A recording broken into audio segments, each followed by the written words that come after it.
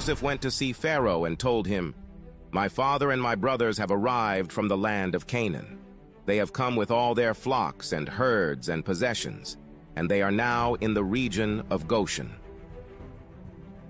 Joseph took 5 of his brothers with him and presented them to Pharaoh. And Pharaoh asked the brothers, "What is your occupation?" They replied, "We, your servants, are shepherds, just like our ancestors. We have come to live here in Egypt for a while, for there is no pasture for our flocks in Canaan. The famine is very severe there. So please, we request permission to live in the region of Goshen." Then Pharaoh said to Joseph, "Now that your father and brothers have joined you here, choose any place in the entire land of Egypt for them to live. Give them the best land of Egypt. Let them live in the region of Goshen. And if any of them have special skills, put them in charge of my livestock too." Then Joseph brought in his father, Jacob, and presented him to Pharaoh. And Jacob blessed Pharaoh. "How old are you?" Pharaoh asked him. Jacob replied, "I have traveled this earth for 130 hard years, but my life has been short compared to the lives of my ancestors." Then Jacob blessed Pharaoh again before leaving his court.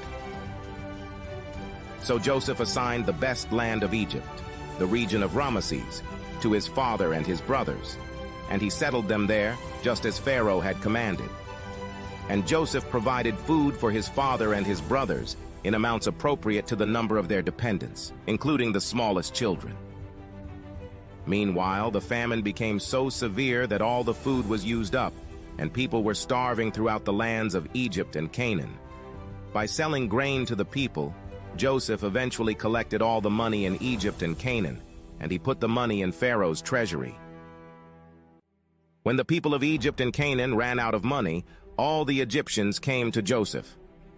"Our money is gone," they cried, "but please give us food, or we will die before your very eyes." Joseph replied, "Since your money is gone, bring me your livestock. I will give you food in exchange for your livestock." So they brought their livestock to Joseph in exchange for food. In exchange for their horses, flocks of sheep and goats, herds of cattle and donkeys, Joseph provided them with food for another year. But that year ended, and the next year they came again and said, "We cannot hide the truth from you, my lord. Our money is gone, and all our livestock and cattle are yours. We have nothing left to give but our bodies and our land. Why should we die before your very eyes? Buy us and our land in exchange for food. We offer our land and ourselves as slaves for Pharaoh. Just give us grain so we may live and not die, and so the land does not become empty and desolate." So Joseph bought all the land of Egypt for Pharaoh. All the Egyptians sold him their fields because the famine was so severe, and soon all the land belonged to Pharaoh. As for the people, he made them all slaves, from one end of Egypt to the other. The only land he did not buy was the land belonging to the priests. They received an allotment of food directly from Pharaoh, so they didn't need to sell their land. Then Joseph said to the people, "Look, today I have bought you and your land for Pharaoh. I will provide you with seed so you can plant the fields. Then when you harvest it, 1/5 of your crop will belong to Pharaoh. You may keep the remaining 4/5 as seed for your fields and as food for you, your households, and your little ones. You have saved our lives," they exclaimed. "May it please you, my lord, to let us be Pharaoh's servants." Joseph then issued a decree still in effect in the land of Egypt, that Pharaoh should receive 1/5 of all the crops grown on his land. Only the land belonging to the priests was not given to Pharaoh. Meanwhile, the people of Israel settled in the region of Goshen in Egypt. There they acquired property, and they were fruitful, and their population grew rapidly. Jacob lived for 17 years after his arrival in Egypt, so he lived 147 years in all. As the time of his death drew near, Jacob called for his son Joseph and said to him, "Please do me this favor. Put your hand under my thigh and swear that you will treat me with unfailing love by honoring this last request. do not bury me in Egypt. When I die, please take my body out of Egypt and bury me with my ancestors. So Joseph promised, I will do as you ask. Swear that you will do it, Jacob insisted. So Joseph gave his oath, and Jacob bowed humbly at the head of his bed. All right, buckle up, because today we're diving headfirst into ancient Egypt. Ooh, ancient Egypt. Always a good time. Well, hold your horses. We're not talking pyramids and pharaohs. We're not. Nope. Today's deep dive is all about power dynamics and tough choices. Sounds intriguing. I'm game. What's the source material this time? We're cracking open the book of Genesis, chapter 47 to be exact. Genesis. Okay, biblical history then. I'm ready. Lay it on me. Picture this. A famine so bad people are giving up everything just to eat. Ah, I see. The stakes are high right from the start. You could say that again, and that's where we find Jacob and his family. Migrating to Egypt, right? Desperate for relief. Exactly. But here's the twist. His son Joseph is already there, a big shot in Pharaoh's court. Okay, so it's a family reunion with some serious geopolitical implications. I like it. And boy, does it get interesting. See, Joseph, clever as ever, he doesn't present his fam as these desperate refugees. He plays up their skills. Their skills. What skills? Basket weaving? Chariot racing? Even better, they're shepherds. And back then, livestock, that was like having all the gold in Egypt. Ah, I see where you're going with this. Essential for, well, just about everything. Food, clothes, even labor. You got it. Joseph basically says to Pharaoh, hey, we ain't here for handouts, we're here to help. Smart move. Appeal to their needs, not their charity. So Rah. Pharaoh goes for it. Oh yeah, Pharaoh gives them Goshen, prime pasture land. Goshen. Interesting. On the surface, win-win, right? But with these deep dives, there's always more to it. You know it. So about Goshen, it did keep the Israelites kind of separate from the Egyptians, didn't it? You're right. Could be strategic on Pharaoh's part. Keeps them isolated, maybe easier to control. And then there's that thing that always gets me. Jacob, even though he's the one in need, he blesses Pharaoh. No begging, no, please, sir, can I have some more? Just straight up blessing. What's that all about? It's subtle, but it's a power move in its own right. You see, Jacob might need help, but he's not about to grovel. He's operating on his own terms, within his own cultural understanding of leadership. It's like he's saying, we might be in your land, but we're not beneath you. Man, the layers. But as the famine drags on, that dynamic shifts big time. Joseph, he's got his hands on the grain, essentially making him the most powerful dude in Egypt. He becomes the key to survival. And we see this transition of power, this transfer of control. People trade their money for food, then their livestock, and eventually even their land. Until they've got nothing left but themselves, right? Exactly. Genesis even uses that chilling phrase, Joseph bought you in your land. Desperate times, desperate measures.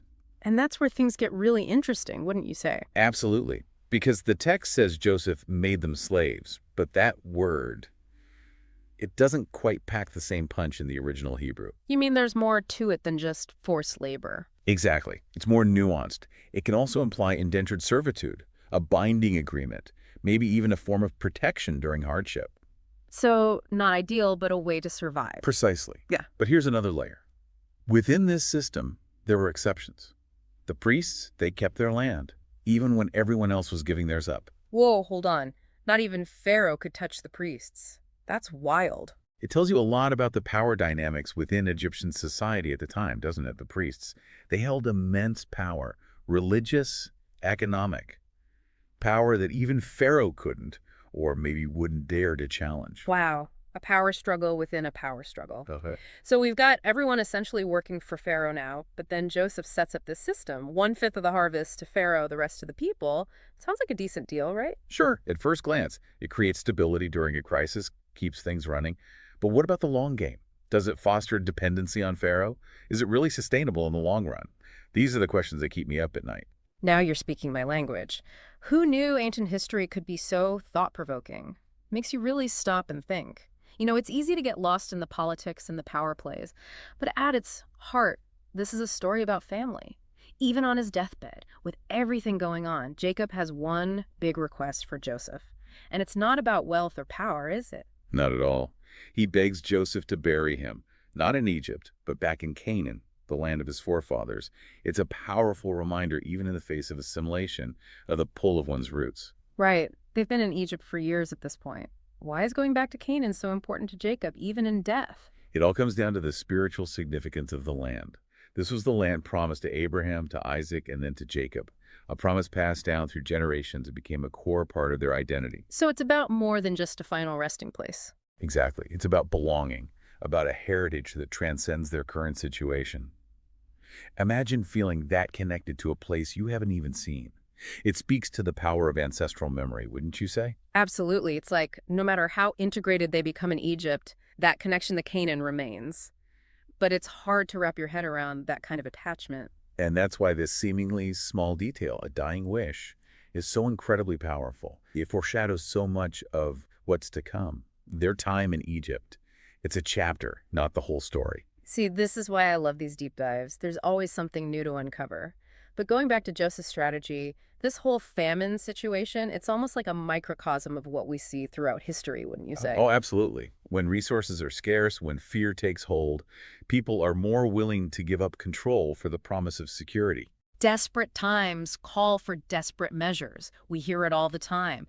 But those measures often have consequences, shaping societies for generations. It's a cautionary tale, for sure. It makes you consider the potential for unintended consequences, even when actions are taken with the best intentions, especially when power dynamics are involved. Gives you chills, right? Like, did Joseph, with all his good intentions, inadvertently set the stage for his people to become strangers in a strange land? Or was it the only way to guarantee their survival? And that's the thing about engaging with these ancient texts. They don't provide easy answers. They force us to grapple with the nuances, the complexities of human experience. It's amazing how much we've unpacked from just one chapter. Right, Genesis 47. Who knew it had so much to say about, well, everything? Seriously, it's not just some dry historical account. Not at all. It's about ambition, about hope, about faith. Even in the face of famine, you see these very human struggles playing out. It really makes you think about the choices people make when their backs are against the wall. And the ripple effects of those choices. Yeah. I mean, what started as a way to survive a famine completely changed the course of Israelite history. No kidding. It's like, did Joseph's plan to save his family ultimately lead them down a path to enslavement? It's a question that's been debated for centuries, hasn't it? The irony is certainly not lost on me. And that's what makes these ancient texts so fascinating, right? They're not always black and white. They make us think. They make us question. They make us realize there are no easy answers. Just like today, right? We're facing complex problems with no simple solutions. Totally. It's like history is repeating itself in some ways. Makes you think twice about the choices we're making now and what those choices will mean for future generations. Absolutely. And that, my friend, is why we do these deep dives. To learn from the past, to think critically about the present, and maybe, just maybe, make better choices for the future. I'll drink to that. Yeah. So until next time. Keep those thinking caps on, everyone. And remember, sometimes the best questions are the ones that don't have easy answers.